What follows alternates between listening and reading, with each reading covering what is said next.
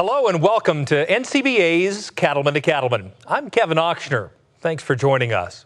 In our news this week, the immigration debate may be one of the most contentious topics in our nation's capital. And according to NCBA leaders, immigration reform will be front and center this fall. Immigration remains a hot topic in Washington, D.C. This summer, the Senate did pass their very broad bipartisan immigration reform bill that also included border security. Right now, the House is also talking about immigration and border security.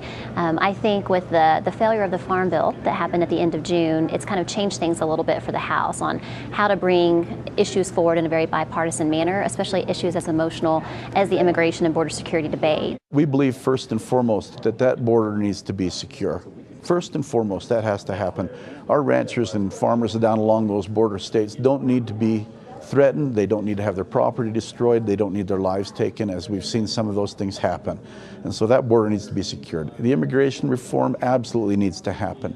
There is a need in this country for workers that are willing to work in agriculture, not just the cattle industry, but agriculture as a whole. Some of them only need temporary workers. Others need year-long workers or longer, because you train them and they need to be able to stay on the job. It doesn't make sense to have them trained for 6 months and then they're gone and you have to retrain again.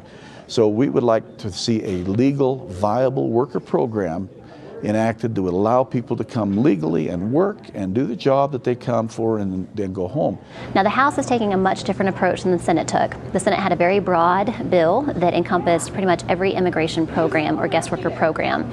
The House is taking a very piecemeal approach. So they have individual bills for every guest worker program. One that NCBA is very involved with is the H2A, or known as the Agricultural Guest Worker Program. So this legislation right now is something that we're more supportive of. So we definitely like the idea that it is creating a non-seasonal guest worker program. So the current H2A system, it's broken, and it quite frankly just doesn't work for industries like the cattle industry who need help and labor year-round.